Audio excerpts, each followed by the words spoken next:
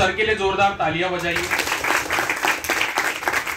अभी हमारा जो एजुकेशन है वो स्टार्ट होता है, एक्चुअल में स्टार्ट होता है नर्सरी से, बट जो हमारा रिज्यूमे होता है या फिर सीवी होता है उसमें हम जो मेंशन करते हैं educational qualification, that qualification start from class 10th। इसलिए सर की जो जर्नी है क्लास 10th की वो पूर्णानगर से पूरी की है। देन 10th के बाद सर ने 12th जो है वो विद्या भारती कॉलेज अमरावती वहां से कंप्लीट किया है। देन सर ने सबसे बढ़िया बात तो ये है कि सर हमारे कॉलेज के एलुमनाई हैं। सर ने अपना BSc bachelor of science Shri Shivaji science college Amravati से ही किया है और उसमें स्पेशल सब्जेक्ट उनका था geology. Then he is completed master degree, master of science in geology from Sant Gadge Baba Amravati university Amravati. अब एमएससी तो हो गया, इसके बाद क्या?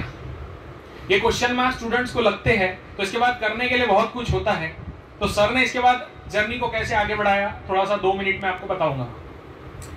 ये सब होने के बाद करीब 6 महीने सर ने as a CHB Tompe college Chandur Bazar यहाँ पे वर्क किया है। उसके बाद 1 साल central institute of mining end fuel, जिसको हम सिम्फर कहते हैं, नागपुर, यहाँ पे सर ने वर्क किया है। देन 1 साल सर ने मड लॉगर OFI का नाम आपने सुना होगा, ऑयल फील्ड इंस्ट्रूमेंटेशन, यहाँ पे भी वर्क किया है। Then 1 year 2 year junior geologist rural water supply division ZP Ahmednagar GSDA के बारे में आपको पता है, ground water survey and development agency. Now DGM, sir का जो अनुभव है, सबसे ज्यादा अनुभव सर का DGM जो है, DGM के बारे में आपको पता है, एक बहुत ही बड़ा पद जो हमको मिलता है MPSC के बाद। DGM, इसमें सर ने 4 साल district mining officer collector office Hingoli यहाँ पे वर्क किया है। Then again 4 year and still counting junior geologist exploration wing DGM regional office Chandrapur. अभी हमको जो परमिशन मिला था वो भी सर द्वारा ही मिला था। 4 limestone prospecting scheme, 2 copper and associated mineralization prospecting schemes. तो सर ने अलग अलग माइनिंग में वर्क किया है। सर का अनुभव बहुत बढ़िया है। ज्यादा आपका समय आज नहीं लूंगा मैं, वैसे तो काफी समय लेता हूं, लेकिन आज आपका ज्यादा समय नहीं लूंगा। नितेश ठाकुर सर के बारे में अगर बात करें तो सर ने ऑलरेडी यहाँ पे गेस्ट लेक्चर लिया है, तो आप सभी को पता है ना। तो अब बात करते हैं जो जिस कार्य के लिए, जिस काम के लिए हम यहाँ पे अभी पधारे हैं। Now without further ado I invite Amol Kalaskar sir to take the stage and share his insight on the Dongargaon fluorite mine and about the minings. Thank you so much. माझं तो मॅक्सिमम बोलणं मराठीमध्येच आहे, मराठी के पश्चिम महाराष्ट्र मराठवाडा वगैरे बाहेर देशात सुद्धा जाऊन पण मराठी काही बदलली नाही आणि इंग्रजी हे जमलं त्याच्यात मराठीमध्ये। तर आपण हे पाहून राहिलो प्रेझेंटेशनमध्ये। आता सगळ्यात आजचा जो टॉपिक आहे डोंगरगड फ्लोराइट माइन, आणि डोंगरगड फ्लोराइट माइनवर तुम्ही गेला होतात मागे सगळेजण, बरोबर? तर ही फ्लोराइटची आहे माइन। तर फ्लोराइट इंट्रोडक्शन मध्ये जास्त स्लाइड नको, एका स्लाइडला 5 मिनिटं, 14 स्लाइड आहे, 14 गुणिले 5 म्हणजे जेवढे मिनिटं होतील तेवढं तुमचं आजचं लेक्चर, आणि सरासरी 5 मॅक्झिमम 5, त्याच्यावेळी शब्द कमी यायच्यापासून टेन्शन नाही त्याचं। तर फ्लोराइटचं केमिकल कंपोजिशन काय, केमिकल फॉर्म्युला काय, CA। आता फ्लोराइट सगळ्यात पहिले जे BSc फर्स्ट इयरचे पोरं असणार त्यांना सगळ्यात पहिले झालं असं मिनरॉलॉजीमध्ये मोस्ट केलं हार्ड कॅल्साइट, फ्लोराइट, ॲपिटाइट वगैरे वगैरे वगैरे। त्यात 4थ्या नंबर कोणता मिनरल आला? फ्लोराइट। अजून जर तुमचं त्याच्या पहिले झालं असेल तर सोडोमॉर्फ, पॉलिमॉर्फ, आयसोमॉर्फिझम हे झालं का, कसं झालं? तर फ्लोराइट आफ्टर कॅल्साइट, हा सोडोमॉर्फ सुद्धा कॅल्साइटचा। तर हे इंट्रोडक्शन मध्येच मी माझ्या पहिल्या स्लाइडमध्ये टाकून दिले की हे फ्लोराइटचे जनरल केमिकल मिनरॉलॉजिकल प्रॉपर्टीज आहे। आता नेक्स्ट पुढं जायचे पहिले, आता पुढं असे काही काही शब्द येतील जे BSc फर्स्ट इयरला जेव्हा माहीत नसतात, म्हणून मग जिओलॉजिकल टाइमस्केल पर्यंत टाकून दिली आणि BSc पर्यंत पाठ होतोय, कारण की तेवढी थोडीशी हे आहे कठीण जाते। म्हणून थोडंसं पहिले एक ब्रीफ की जिओलॉजिकल टाइमस्केल काय असते। जिओलॉजिकल टाइमस्केल म्हणजे आपलं कॅलेंडर, जानेवारी, फेब्रुवारी, मार्च, एप्रिल, मे, तसं हे पृथ्वीचं जे वय आहे ते कॅलेंडर मध्ये मोजायची पद्धत म्हणजे जिओलॉजिकल टाइम स्केल. तर आता एक दाना नावाचे बाबाजी होते, गोरे पांढरे, इंग्रजांनी आलेले.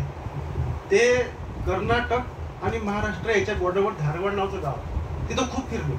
पण फिरता फिरता त्याने काय दिसलं, गोटे दगड. त्यांनी म्हटलं की मेटामॉर्फिक गोटे आहे, दगड आहे सगळे, आणि ते सगळे गोटे कशात टाकले, आर्कियन, आणि चालले गेले वापस. मग काही दिवसांनी अजून दुसरे आले, फुटे, ब्रूक, हे फिरले कुठं, धारवाड. ते आले चंद्रपूर, आदिलाबाद म्हणजे आताचं तेलंगणा वगैरे, तिथं फिरले. त्यांनाही दगड ते दिसले, फॉसिल दिसले नाही आणि आर्कियनचेच वाटले. पण हे मेटामॉर्फिक नाही आहे, म्हणून त्यांनी काय केलं, हे आर्कियन मध्ये नाही आहे म्हणून त्यांनी दुसरं टाकला, म्हणजे त्या इंट्रोड्यूस प्री कॅम्ब्रियन मध्ये दगड टाकले. आणखीन असतातच भरपूर जण ज्यांना फिरायची सवय असते, पण बाकीचे आले, बाकीचे वापस अभ्यास करत गेले, त्यांना दगड वेगळे वेगळे दिसत गेले, वेगळे वेगळे दिसत गेले. मग एकाच्या लक्षात काय आलं, आपण हे प्री कॅम्ब्रियन मध्ये टाकले सगळे दगड, पण काही दगड जे आहेत ते मेटामॉर्फिक आहेत. मेटामॉर्फिक माहितात ना, सेडिमेंटरी माहिती. काही दगड मेटामॉर्फिक आहेत, काही दगड सेडिमेंटरी आहेत, पण फॉसिल दोन्हीच्याच नाही आहे. म्हणून त्यांनी काय केलं, हे सगळं नॉन फॉसिलिफेरस एरिया म्हणून त्यांनी प्री कॅम्ब्रियन मध्ये टाकलं आणि त्याला एक आर्कियनचा ग्रुप द्या, म्हणजे साध्या शब्द त्याच्यात प्री कॅम्ब्रियन टाकून द्याल. आणि नंतर मग आणखी एक जण आला, त्यांनी पाहिलं अरे नाही रे यात फॉसिल आहे, मागचे तर काही सांगत होते. म्हणून त्यांनी दोन ग्रुप केले, अझोइक, प्रोटोरोझोइक. आपण जे बोलणार आता ते प्रोटोरोझोइक बद्दल. खाली बा हेडर, त्याच्यावर आर्कियन, त्याच्यानंतर प्रोटोरोझोइक आहे. आता आणखीन काही भरपूर हुशार लोक असतात, हा काही बोलते म्हणजे काही सांगते. तर मग तो वापस आला आणि त्यांनी काय म्हटलं की प्रोटोरोझोइक मध्ये पण 3 पार्ट आहे म्हणे, आणि त्या प्रोटोरोझोइकला त्यांनी त्याचे 3 पोरं आहे म्हणजे 3 पोरेचे अलग अलग. सगळ्यात मोठाचं नाव पेरिओ, त्याच्यानंतर त्याच्यापेक्षा मधला म्हणून मिझो, आणि सगळ्यात लहान जो होता नवीन म्हणून निओ. मग त्यांनी असे 3 पार्ट केल्यावर आणखी एक जण आला आणि त्याला फिरता फिरता ज्यात फॉसिल सापडलं त्याचं त्यानं विनाकारण नाव ठेवलं इडियाकार. ते बस सगळ्यात वर तुम्हाला इडियाकार.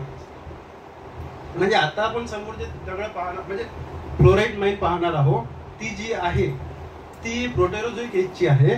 प्रोटेरोझोइक एज मध्ये तिचं जे एज आहे, वय जे आहे त्या दगडांचं, ते मिझो टू निओ प्रोटेरोझोइक आहे. आणि नंतर हे वरचे जे आहेत पॅलिओझोइक, मेसोझोइक, सिनोझोइक, हे लक्षात ठेवायला फार कठीण असते. पण तर आता आलो तर तुम्हाला एक त्याचं ट्रिक सांगून देतो. खालचे जे आहेत पॅलिओझोइक ते कॉस डिसिप्लिन. आता 12वी मध्ये मॅथ भरपूर पोरांचं असेल, मॅथ मध्ये सगळ्यात जास्त टेन्शन देणार कोणतं, cos theta, sine theta, tan theta, अजिबात लक्षात राहत. म्हणून आपण मॅथ सोडून इकडे येतो. मग आता वापस येत मॅथ का टाकलं, त्याच्यात टाकलं cos, COS, cos. C for कॅम्ब्रियन, O for ऑर्डिमिसेल, S for सिल्व्हरिया. DCP म्हणजे काय, deputy commissioner of police. D for डेव्होनियन, Carboniferous, Permian. मग काय, ट्रायसिक, ज्युरासिक, क्रिटेशियन, जेव्हा तुमचे डायनोसॉर आले. आणि नंतरचं पोरांना जास्त आवडेल, PO, मर्जाव पगले. PEO, पॅलिओसिन, इओसिन, O, PO, ऑरिओसिन, मर्जाव, मिओसिन, पगले, लिओसिन, आणि नंतर शेवटचे 2 प्लेस्टोसिन, इओसिन. हे आपलं थोडंसं बॅकग्राऊंड झालं. मग आता आपण थोडंफार जास्त डिटेल जाणणार नाहीये, थोडं तोंड ओळख दिली आणि थोडं आता आपण माइंड बद्दल थोडीशी तोंड ओळख करून घेऊ. हे डोंगरगड फ्लोराईड नाही, डोंगरगडची फ्लोराईड नाहीत. आमचे 2 जिओलॉजिस्ट होते तत्कालीन, एक धर्माधिकारी सर आणि चारी सर. यांनी 1985-86 आणि 1988-89 मध्ये डोंगरगाव जो एरिया आहे त्या एरियामध्ये फ्लोराईडची एक्सप्लोरेशन स्कीम घेतली. तर ती स्कीम जी होती त्याचं जे लोकेशन आहे ते 56L/5 आणि व्हिलेज डोंगरगाव, त्याचं तहसील वरोरा आणि डिस्ट्रिक्ट चंद्रपूर.